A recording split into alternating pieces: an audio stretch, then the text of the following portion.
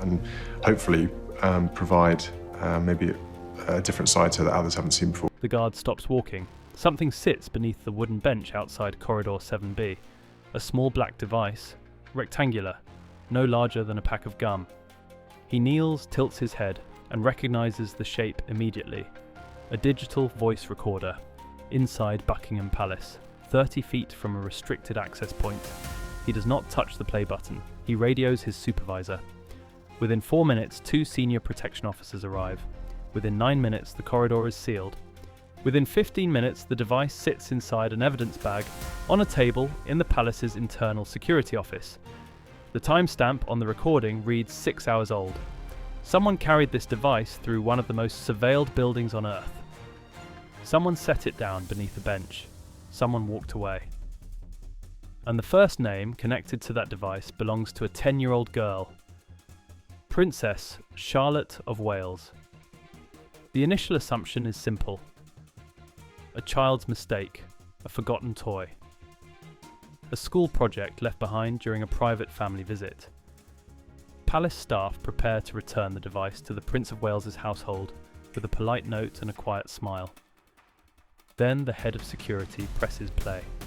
The first 30 seconds sound exactly like what everyone expects. Footsteps echoing off marble floors. A clock ticking somewhere above. Charlotte's voice, faint and cheerful, narrating her surroundings for what appears to be a classroom assignment about historical buildings. Harmless, innocent, completely explainable. But the recording does not stop at 30 seconds. It runs for nearly 47 minutes. And somewhere past the 20-minute mark, Charlotte's voice disappears. The background fills with 2 adult voices speaking in low, measured tones about a section of the palace that no visitor, especially no child, should have been anywhere near. The security officer stops the playback. He removes his earpiece. He picks up a phone that connects directly to Clarence House.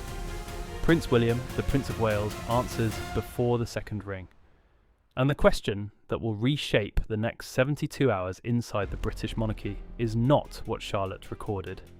It is what the palace has been hiding from itself. Before we go any further, if this is your first time on this channel, make sure you subscribe and turn on notifications.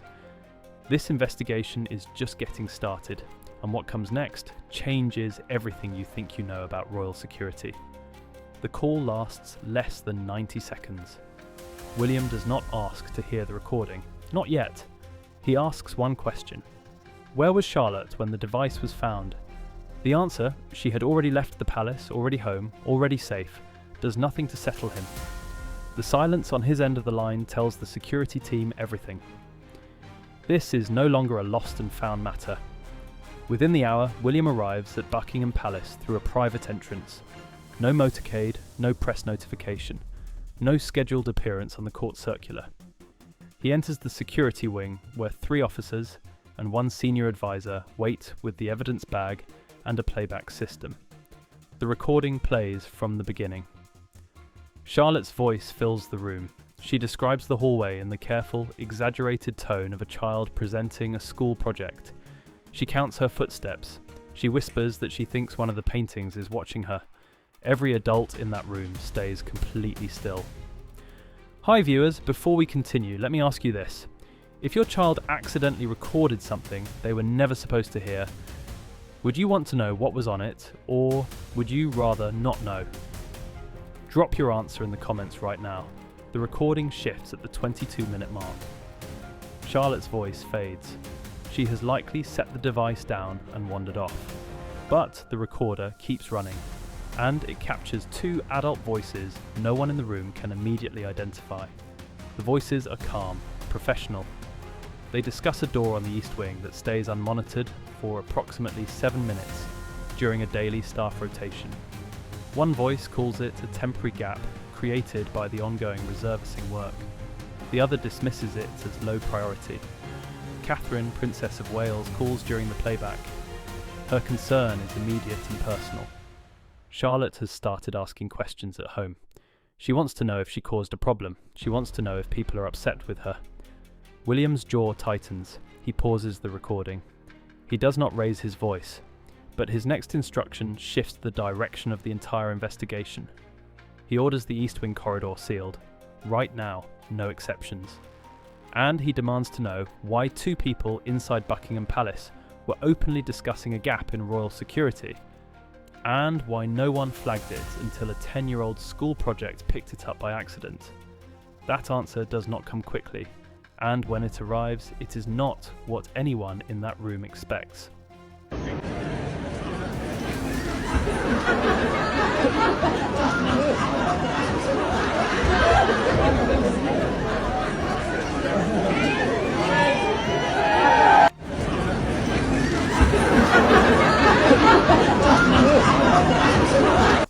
The investigation begins at the 22-minute mark and works backward. 3 analysts sit inside a secured room on the palace's lower level. They play Charlotte's recording on a loop. Each pass isolates a different layer. First, ambient noise. Second, vocal patterns. Third, background frequencies most listeners would never catch. The focus on Charlotte vanishes within the first hour. She is not the subject of this investigation. She was never the subject. The real concern is what existed around her without anyone noticing. The 2 voices on the recording do not say anything classified. They do not mention the royal family by name. They do not reference specific dates or planned events. But according to analysis, protocols described in multiple public reports on royal protection procedures, even casual conversation inside a restricted zone can reveal critical operational details. Shift timing, camera coverage gaps, movement corridors used by close protection officers. Charlotte's recorder picked up all of it. Not intentionally, not with any purpose. Just 47 minutes of open air inside a building where silence is supposed to be the default setting. Meanwhile, Charlotte sits at Adelaide Cottage with her mother. She does not know her recording is being broken down frame by frame across town. What she knows is that adults are behaving differently around her. Staff who normally smile and chat with her have gone quiet. Her mother's face carries a weight it did not carry the day before. She asks Catherine directly, "Am I in trouble?" Catherine, Princess of Wales, does not lie to her daughter. She tells Charlotte that the recording picked up sounds it was not supposed to, and that people are looking into it carefully. She promises Charlotte that nobody's angry, that she did nothing wrong, that this is an adult problem, not a child's problem. Charlotte nods, but her eyes say something else entirely. She feels responsible for a crisis she cannot understand, and no amount of reassurance changes that feeling. 3 rooms away, inside Buckingham Palace, an analyst discovers the detail that changes the trajectory of this investigation completely. The audio file on Charlotte's device is not the only version that exists. A metadata scan reveals the recording was transferred to a second device before the guard ever found it beneath the bench. Someone copied the file, someone moved it, and the timestamp on that copy predates the discovery by more than 11 hours. This is no longer a question of what was recorded, it is now a question of who already heard it. The duplicate file does not match the original exactly. Analysts compare the 2 versions side by side. The original recording on Charlotte's device runs 47 minutes and 12 seconds. The copy runs 47 minutes and 9 seconds. 3 seconds are missing from the end. 3 seconds may mean nothing. A transfer error. A compression issue. A digital stutter caused by incompatible file formats. Or it could mean someone edited the recording before moving it. William receives the update while still inside the palace security wing. His first question is practical. Who had physical access to Charlotte's device between the time she set it down and the time the guard discovered it? The answer narrows the field immediately. According to Buckingham Palace visitor and staff access logs, systems that have been publicly discussed in parliamentary reviews of royal security over the years, only 11 people moved through that section of the building during the relevant time window. 4 were permanent household staff. 3 were members of a contracted maintenance crew working on the resurfacing project. 2 were protection officers. 1 was a member of the events coordination team. and one was unaccounted for. That last entry sits on the report like a crack in clean glass. William asks who the unaccounted person is. The answer takes longer than it should. The access system logged a credential being used at the East Wing entrance 12 minutes after Charlotte left the corridor. The credential belongs to a staff member who was not scheduled to be in the building that day. Someone entered a restricted section of Buckingham Palace using valid credentials. What top are you wearing there? Is that Madrid?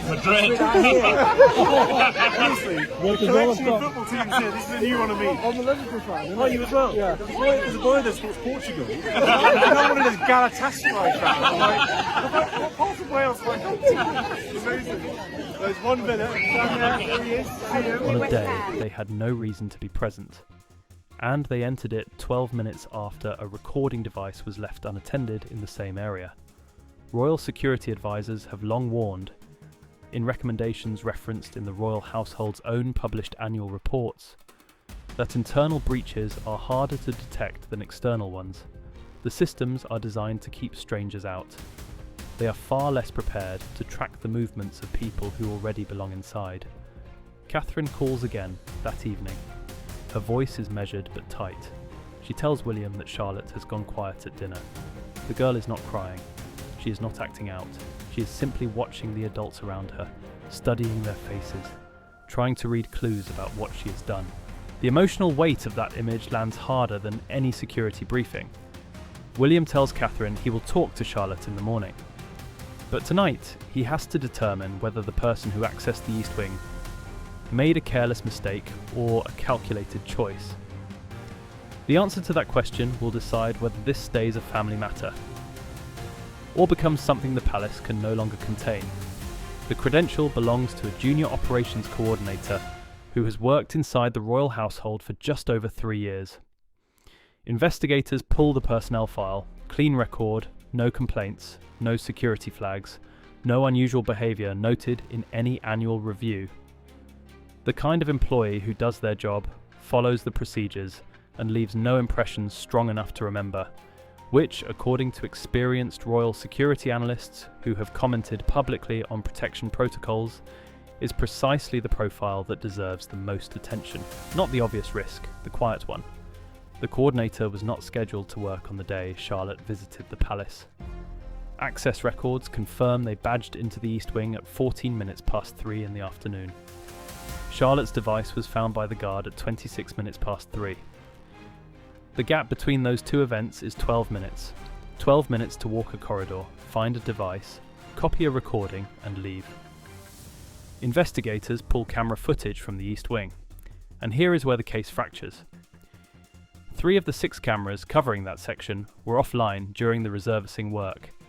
Contractors had disconnected them to avoid recording proprietary construction methods, a decision that, according to multiple press reports covering the palace renovation project, was approved at a senior facilities management level.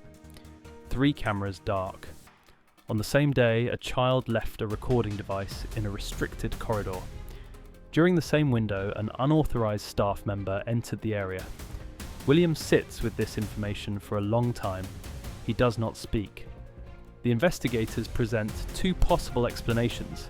First, the coordinator entered the corridor for a routine reason unrelated to the device, encountered it by chance, and transferred the file out of curiosity. Careless and unauthorized, but not criminal.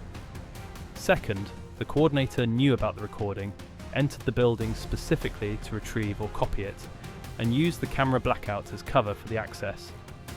The evidence does not clearly confirm either version, and that uncertainty is the most dangerous element of all, because the real question is not what this one person did on one afternoon. It is what the system allowed them to do without raising a single alarm. The resurfacing project, a multi-year, multi-million-pound restoration programme that has been extensively covered by British media outlets,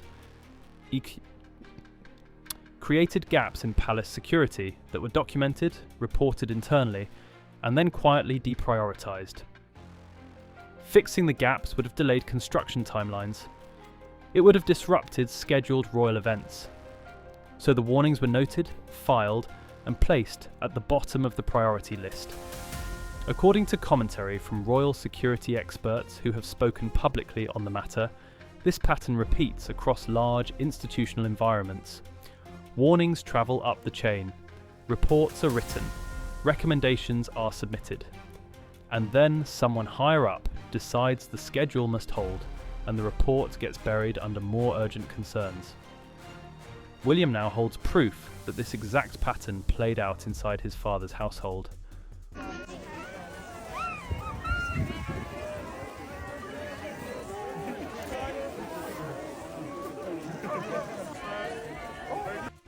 The recording was never the real threat.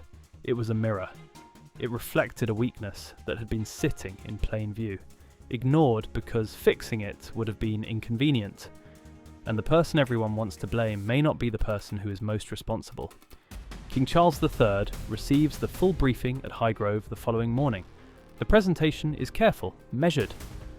The senior security advisor walks the king through the timeline, the duplicate file, the access records, and the camera gaps. He does not add opinion, he presents the facts and waits.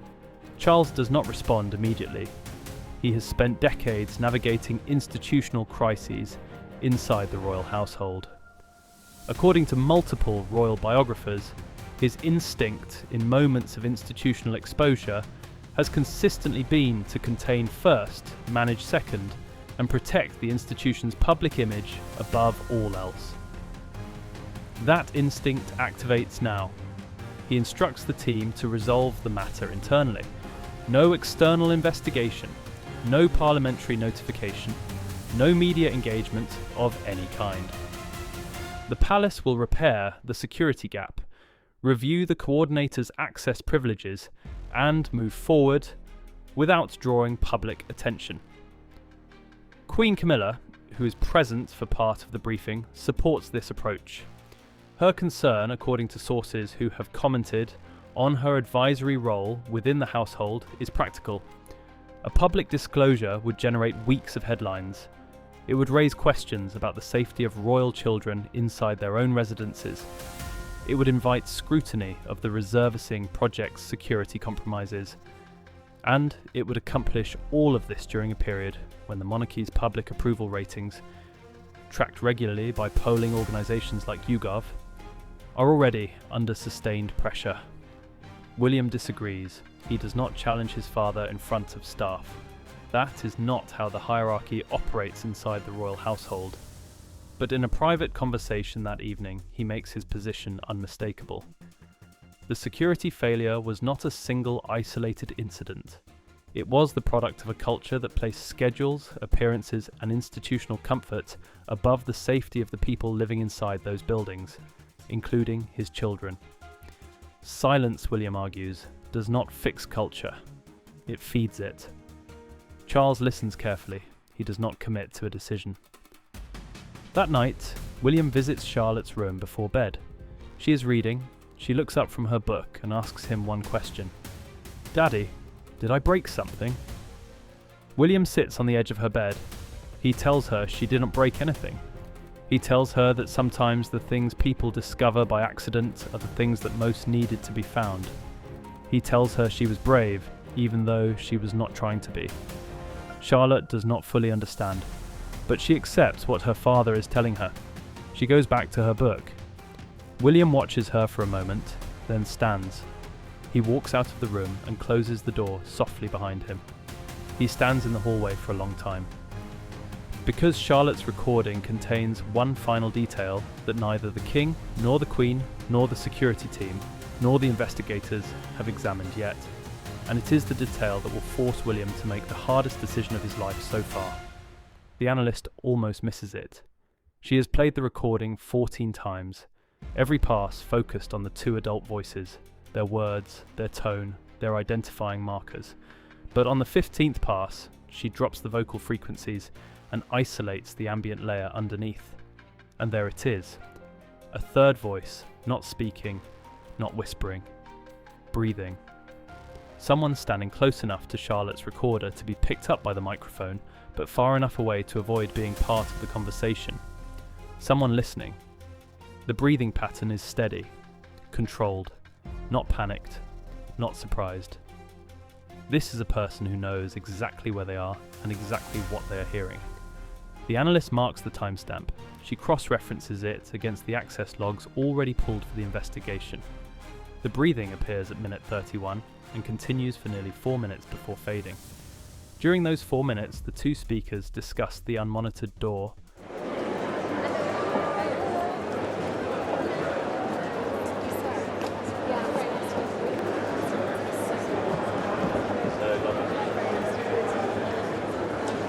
the staff rotation gap, and the decision to delay repairs.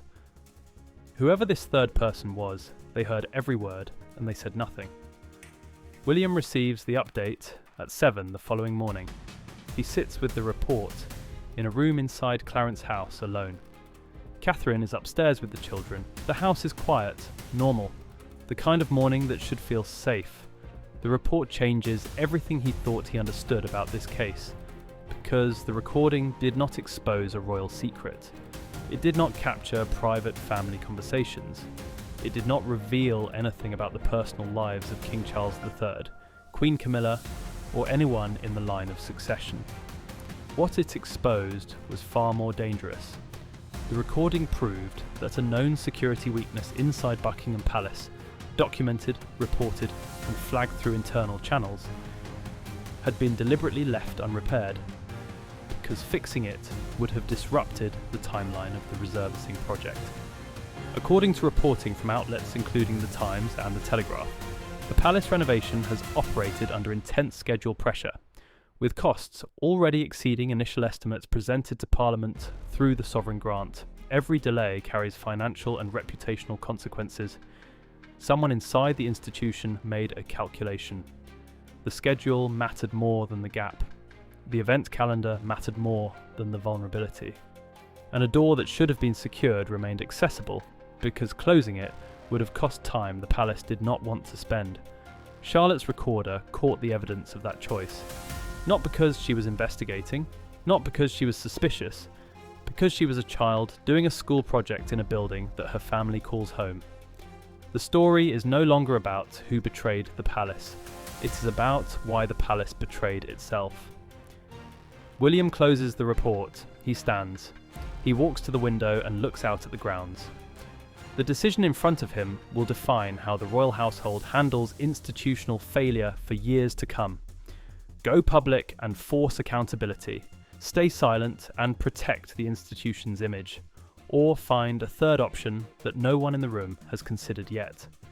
The coordinator sits across the table from two senior investigators inside a secure office at Buckingham Palace. No lawyer is present. No formal charges have been filed. This is, according to the official characterization, a voluntary internal interview. The coordinator's hands are flat on the table, still. Their voice is calm. They do not deny entering the East Wing on a day they were not scheduled. They do not deny encountering Charlotte's recording device. They do not deny copying the file. What they say next stops the investigation cold. They copied the recording because they recognized what was on it. They had been the person who originally flagged the security vulnerability 3 weeks earlier. They had submitted a written internal report through the proper channels. The report documented the unmonitored door, the camera gaps created by the resurfacing work, and the risk that unauthorized access could occur during staff rotation changes. That report, according to the coordinator, was received, acknowledged, and then shelved. No action was taken, no repair was scheduled. No temporary measures were put in place.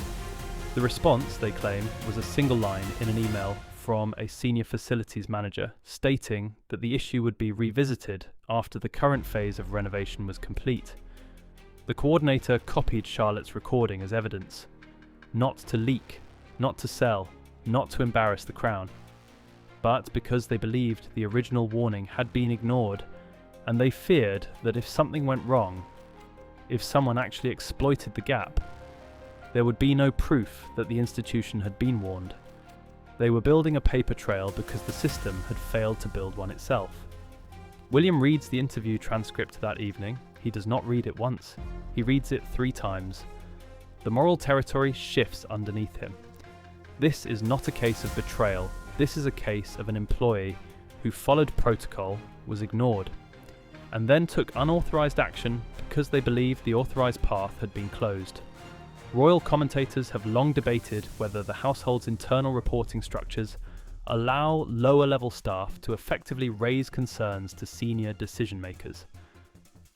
Multiple published accounts from former palace employees, Igehin, including memoirs and press interviews, describe a culture where hierarchy can prevent urgent information from reaching the people who need to hear it. The coordinator broke rules. That is not in dispute. Copying a file from a device belonging to a member of the royal family without authorization violates multiple internal policies, but their reason for doing it forces a question that William cannot ignore. What happens when following the rules gets you nowhere? King Charles III wants the coordinator dismissed, quietly, efficiently, with a non-disclosure agreement and a modest severance, the institution's standard response to internal friction. William is not sure that is enough. He is not sure it is even the right response. Because punishing the person who tried to fix the problem while protecting the people who created it sends a message, and it is not the message William wants the future of the monarchy to carry. William calls a private meeting at Clarence House. No aides, no senior advisors. Just William and his father, King Charles III, seated across from each other in a room where the weight of the crown presses against every wall. William does not present an argument, he presents a choice. Option 1. Dismiss the coordinator, seal the investigation, repair the security gap quietly, and move forward as though nothing happened. The palace has done this before.